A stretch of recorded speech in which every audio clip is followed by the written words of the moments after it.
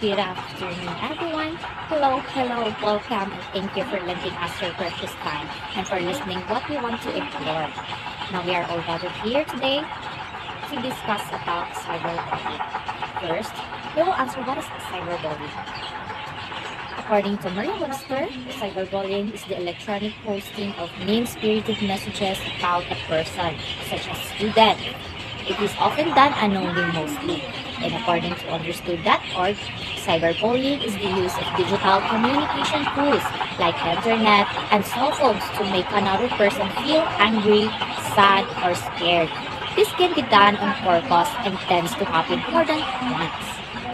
Cyberbullying uses mean words as what Merriam-Webster defined, and words is not a weapon, therefore we must not use it to kill people. For all we know, that cyberbullying is a crucial incident that signifies the behavior, vulnerability of a person, and the risk that may cause to person's tragic demise because of anxiety and depression. This case is not just focuses of ruining reputation. It includes the human's perspective, belief, and most probably lives. We aim to make a harm-free environment, helping the victims to overcome, preventing or lessen the numbers of their crimes. And also, we would like to prevent the escalation of that. Good day again, everyone. This is Stefan Tuburan. And why are we again talking about cyberbullying? So, cyberbullying has put much risk to us, into our lives, and to the whole community, affecting our children and even adolescents. So, cyberbullying has put much risk to our development. Spending much time on internet, given that we are in advanced technology, is believed to be the greatest factor of why and how people, especially the youths, are being bullied and do bully others. Bullying can occur in any setting, metropolis, suburbs, or small towns, or even on the streets and even at homes.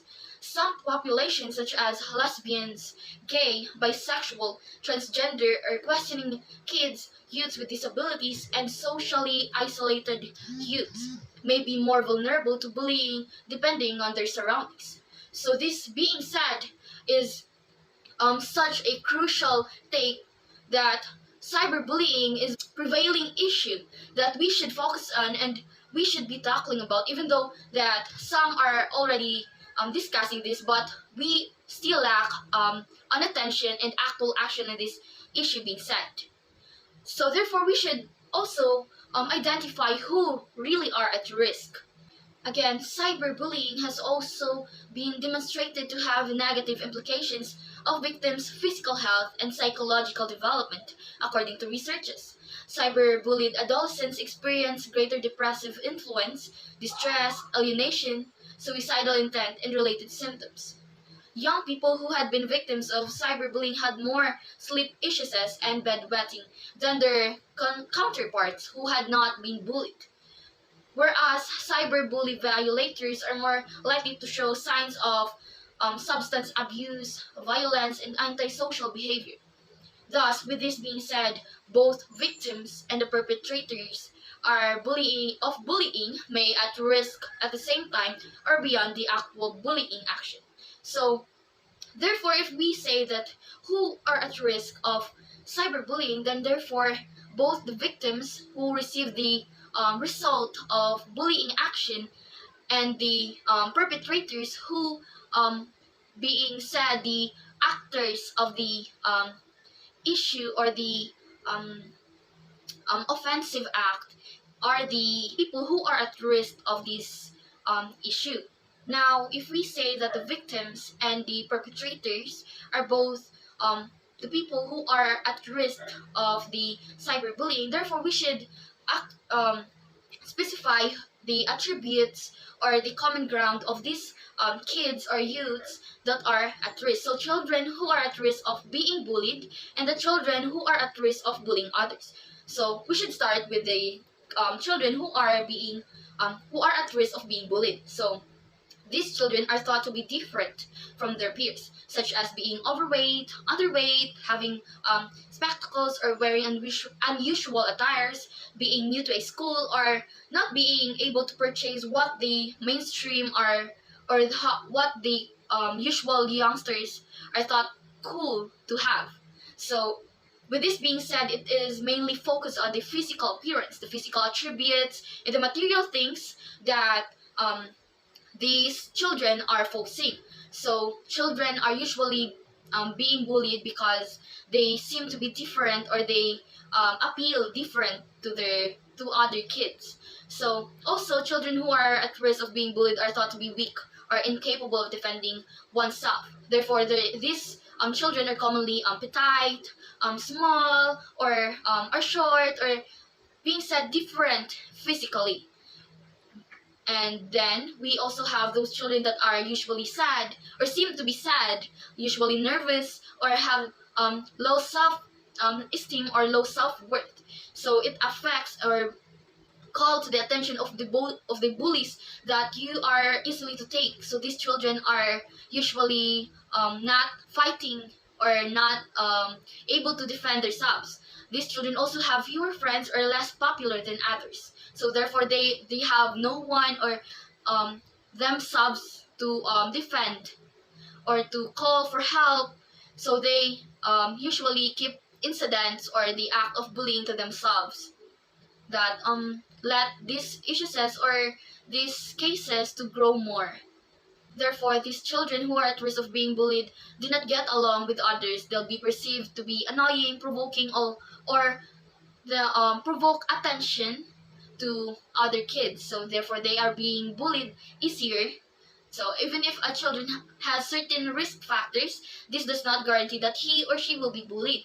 But instead, it is just a common denominator of the children reported that are being bullied. Now we are being able to also identify the children who are at risk of bullying others. So bullying is more prevalent among two types of children. So bullies are some of the bullies are people who are well connected among their peers, well social influence, obsess over status, and enjoy dominating or controlling others. So these children are usually what we call those children who thought themselves as supreme or dominant, or those who thought of themselves as leaders, or um, those having the most influence to their co-youths. So also we also have these children who are more alienated from their peers, and they may be unhappy or worried, or have low self-esteem, and have less active participation in school, and readily influenced by peers, or be unable to empathize with others' emotions or feelings. So these bullies, this type of bullies, are those who act according to their needs, or as an act of defense to themselves, to not also be bullied. So they bully others because they don't want to be bullied. So these children also be inclined to bully children. So these youths are easily irritated, or those children who has problems at home, or have less parental participation or guidance. So they consider people negatively. They also have trouble adhering to rules, of course, because they lack on parental guidance, or because they have their own personal issues that are not given attention or guidance to.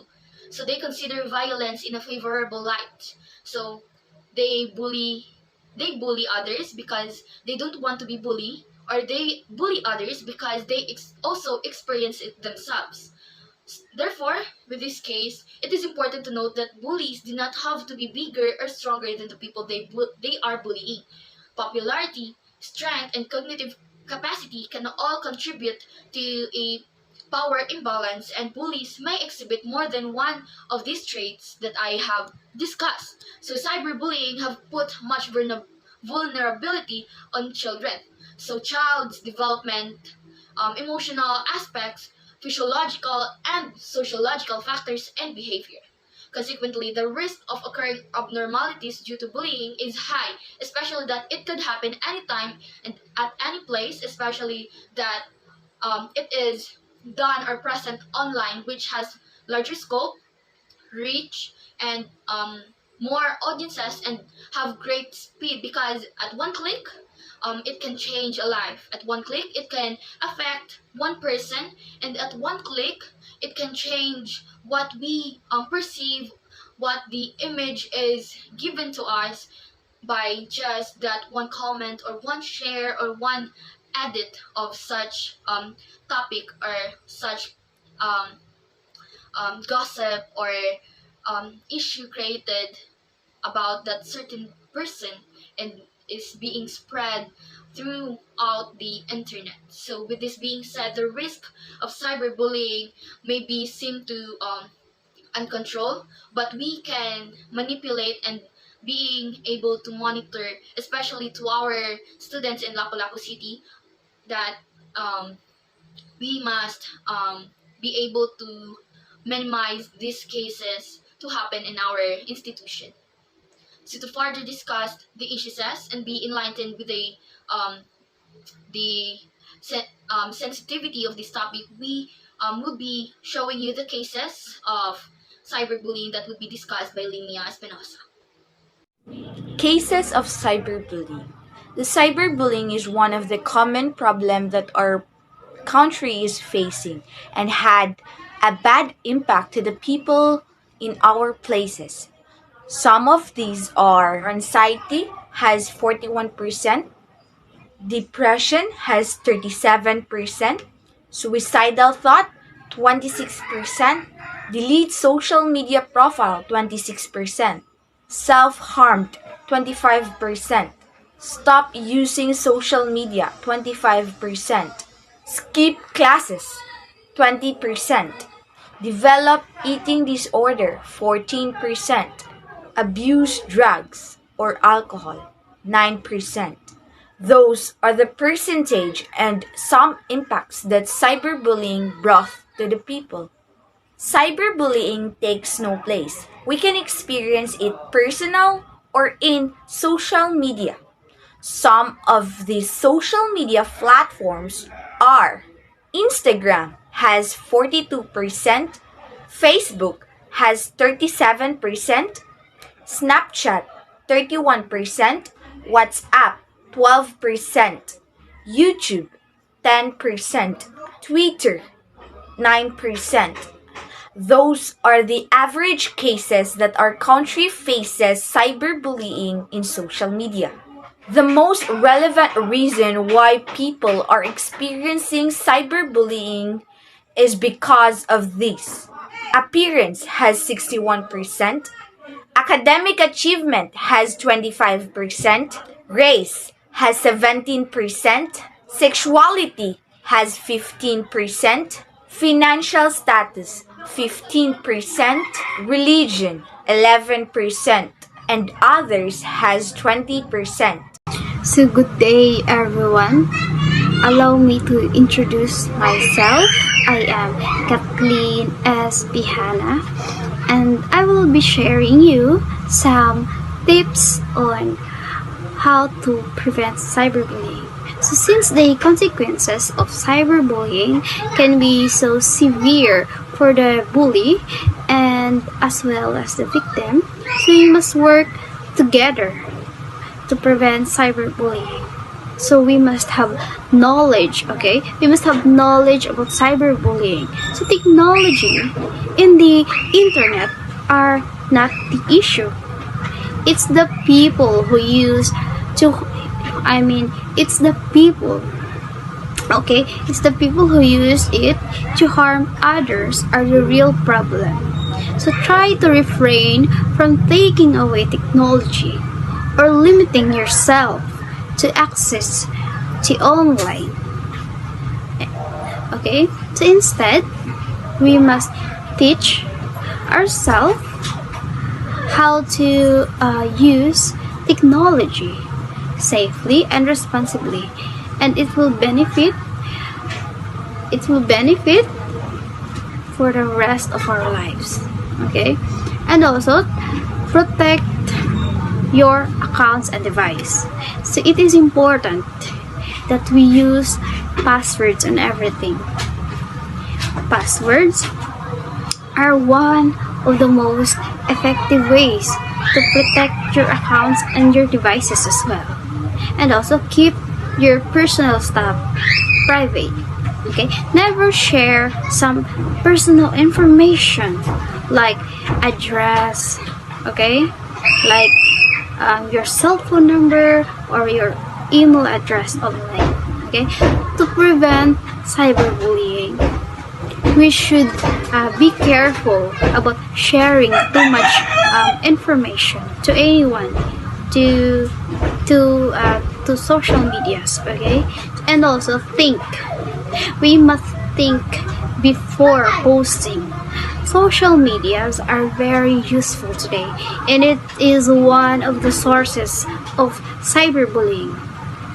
That is why we must think before we post something on social media, okay.